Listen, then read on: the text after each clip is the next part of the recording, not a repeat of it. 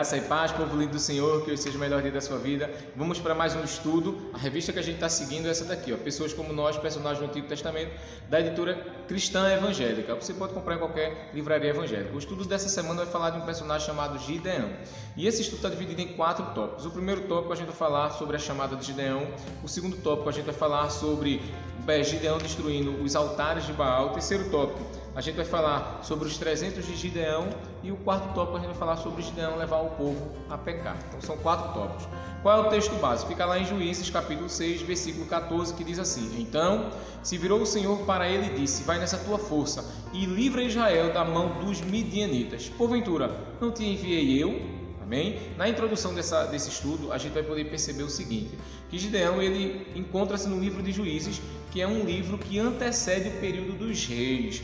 Como Israel não tinha rei, Israel ele era governado diretamente pelo próprio Deus, Deus levantava homens para cuidar desse povo, e esses homens eram chamados de juízes, homens que conduziam o povo por um período de tempo, que era o período que eles estavam vivos. E o livro de Juízes acontece muito disso, que quando os juízes morrem, o povo se rebela, aí Deus vai e levanta outro juiz, aí esse juiz morre, ele vai e o povo se rebela, Deus levanta uma juíza, e aí vai e o povo acaba depois mais uma vez se rebelando contra Deus. E entre esses juízes, a gente vai ver aqui a história de um chamado Gideão. Todo mundo deve ter ouvido falar dos 300 de Gideão, dos 300, mas o estudo ele vai poder demonstrar um pouquinho a mais do que os 300 de Gideão. O que a gente percebe é que os midianitas estavam oprimindo, massacrando, estavam roubando, estavam tirando todas as coisas do povo de Israel, e o povo de Israel estava vivendo numa situação muito precária e muito difícil. E o povo clama ao Senhor e Deus levanta alguém. Quem é que Deus levanta? Este homem chamado Gideão, da aldeia de Ofra, filho de Joás, da tribo de Manassés. É um homem que estava trabalhando. Uma coisa que a gente percebe aqui é interessantíssima, é logo no início que vai dizer assim, que ele estava trabalhando. Ele era agricultor, e de agricultor ele passou a se tornar general rapidinho. Mas vamos lá, sobre a chamada, o primeiro ponto, o primeiro tópico, sobre o chamado de Deus por ele. A gente vai perceber o seguinte, na história, o povo de Deus, nós vamos ver muitos homens trabalhando e muitos homens ocupados. E esses homens sempre estiveram na mira de Deus, como por exemplo, Pedro, que estava pescando, Amós, que estava no campo atrás da malhada, Levi, que estava na coletoria, muitos outros estavam trabalhando. Deus vai e puxa. Tem um ditado popular que diz assim, que Deus não escolhe os capacitados, mas capacita os escolhidos. Eu não sou muito bem de acordo com esse ditado, porque Deus escolhe os capacitados, como também capacita os escolhidos. Isso muitas vezes vira uma desculpa para as pessoas não quererem se esforçar, não quererem crescer, não quererem aprender, se dedicar nas coisas. Eu sei que Deus faz as duas coisas, mas para não ficar muito complexo para alguns, eu acredito que Deus escolhe os capacitados, como também capacita aqueles que não têm muita capacidade ou que não se dedicaram. Mas o que não pode é vivermos acomodados. E o que a gente percebe aqui é que Deus chamou alguém que estava ocupado, alguém que estava trabalhando, alguém que seria usado por Deus para libertar um povo que estava em escravidão. Então aquele período era um período difícil. Deus olha para Gideão e traz Gideão, chama Gideão para a batalha. Dentro do chamado de Deus para Gideão, a gente percebe algumas qualidades. Quais são, melhor dizendo, as qualidades de Gideão? Primeiro, ele era trabalhador. Ele malhava trigo para manter a sua família. No versículo 11 vai dizer isso. Ainda no versículo 11 vai dizer que ele era precavido. Ele escondia o produto para que os saqueadores não roubassem. Uma outra qualidade, trabalhador, precavido, ele era humilde, porque o texto no versículo 15 vai dizer assim, olha aqui, ele diz: a minha família é a mais pobre em Manassés e eu, o menor da casa do meu pai. Então ele era humilde. Uma outra qualidade vai dizer que ele era prudente, quando diz assim no versículo 17, verificou tudo primeiro sobre o que viu e ouviu, capítulo 6, versículo 17. E aí, mais 2 qualidades para ele: ele era sincero e era temente. Do versículo 28 ao versículo 24 vai dizer que antes ele quis adorar e ofertar ao Senhor. Então ele tem algumas qualidades essas que a gente precisa. Então Gideão não foi alguém que Deus olhou para ele, vai ser você e vou levar. Não, Deus olhou para algumas qualidades. Ele era trabalhador, precavido, humilde, prudente, sincero, temente. Então nós temos que ter qualidades. Para sermos usados por Deus, precisamos fazer coisas além do que é esperado por nós mesmos ou pelos demais. A gente precisa, para cuidar do povo do Senhor, fazer coisas diferentes para Deus também. Então veja que ele estava nem aí, nem sabia que ia ser chamado, mas ele estava fazendo a parte dele. Como o povo estava em escravidão, Deus vai e chama ele. Então a gente aprende aqui que em tempos difíceis, Gideão que estava trabalhando, Gideão que estava lá fazendo a sua parte, Deus vai e busca ele para poder livrar o povo da escravidão que estava acontecendo lá. Então foi isso que Deus fez. No chamado dele, ele tinha muitas qualidades. A segunda coisa, o segundo tópico que a gente vai perceber é que quando Deus o chama, ele e a sua família, no grupo geral, vivia em meio a pessoas idólatras, até dentro do povo de Israel, pessoas que adoravam ao altar ou faziam altares para Baal, pessoas que adoravam a Baal. Juízes capítulo 6, versículo 25, a gente vai ver isso. No primeiro livro dos Reis, capítulo 18, versículo 21, mais na frente também, período dos Reis, a gente vai ver o povo querendo adorar a esse Baal, esse Deus tão distante. Então, o que Deus faz quando chama ele? Sobre o segundo ponto, Deus chama ele e manda ele derrubar esses altares. Deus manda ele edificar o altar do Senhor. Deus manda ele ofertar e sacrificar ao Deus de Israel.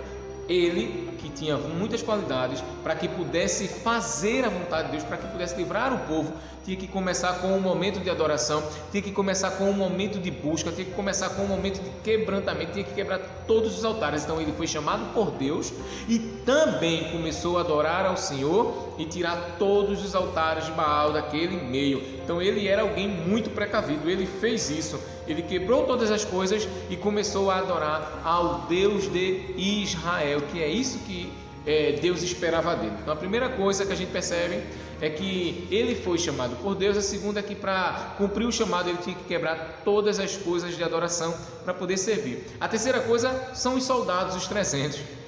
Todo mundo já deve ter ouvido a história que Deus, quando o chama, ele chama soldados para a batalha, para livrar o povo de Israel da escravidão, e aparecem de imediato 32 mil homens. Mais uma vez, 32 mil homens. O povo midianita eram mais de 120 mil soldados, mais de 120 mil homens que iriam lutar. Até aí é um cálculo básico, daria quase 4 pessoas, eu acredito, para 32 mil, seria 4 para 1.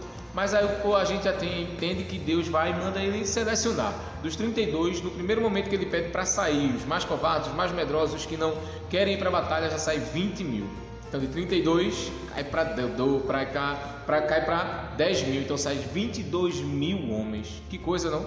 Depois Deus manda ele levar até o rio, e aquele que bebesse água puxando a água do rio com a mão, esse seria levado. Os que colocassem a cabeça ou o rosto dentro da água para beber, esses seriam tirados.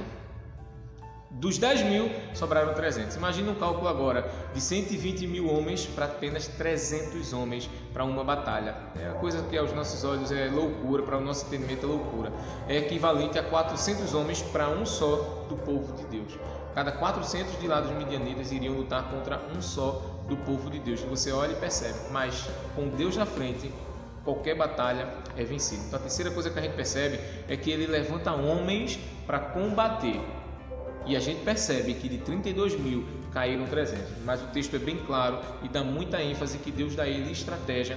Deus ensina o que ele tem que fazer, ele escuta a voz de Deus e ele vence. O que nós entendemos é que aquele que escuta a voz do Senhor vence. Aquele que obedece ao Senhor vence. Não importa o que a lógica fala, não importa o que as pessoas dizem, o que importa é que sempre vai vencer aquele que ouve a voz do Senhor. Por fim, o quarto ponto, a gente vai ver que Gideão acaba levando o povo a pecar, mesmo que inicialmente não tenha sido a intenção dele. Ele, no seu coração, junta com o povo ouros, derretem, e naquele momento, sem consultar Deus, eles fazem uma estola de ouro, que era o que o sacerdote usava, e para aquele povo seria um memorial. Eles, todas as vezes que vissem, eles iriam lembrar da vitória. Só que o povo que já vinha de idolatria olhou para aquela estola tipo uma veste e começou a adorar. Não foi a intenção dele, mas o povo que já era idólatra, era questão de dias para que isso pudesse acontecer. Todas as coisas que Gideão fez, ele ouvia Deus, ele consultava a Deus, mas para isso não consultou Deus, para isso ele não perguntou a Deus. Ele foi, reuniu 1.700 ciclos de ouro e mandou fazer essa estola sacerdotal. Colocou no centro da cidade de Ofra, na praça da cidade de Ofra, e lá ele queria dizer, olha, isso daqui é um memorial, todas as vezes que a gente vê, a gente vai lembrar, mas o povo começou a adorar. Então, por mais que a gente não perceba, por mais que a gente não viesse a entender que ele fez por mal, mas o povo acabou pecando. O que é que a gente conclui nesse estudo aqui? Que Gideão não era um homem especial, ele era trabalhador como a maioria de nós, uma pessoa simples, mas que ao ouvir o chamado de Deus obedeceu, e Deus fez grandes coisas por meio dele. Assim como Gideão, enquanto buscarmos a orientação de Deus, ele nos ajudará a consagrar a nossa vida, a consagrar a nossa casa e até mesmo as pessoas ao nosso redor. Quando agiu sem consultar a Deus, Gideão levou todo o povo a pecar. Então, vamos consultar a Deus, vamos buscar a Deus, vamos ouvir a direção de Deus e fazer a vontade de Deus.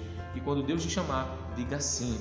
Quando Deus te levantar, diga sim, porque as estratégias vai ser Ele que vai te dar para a vitória. Amém? Deus te abençoe poderosamente.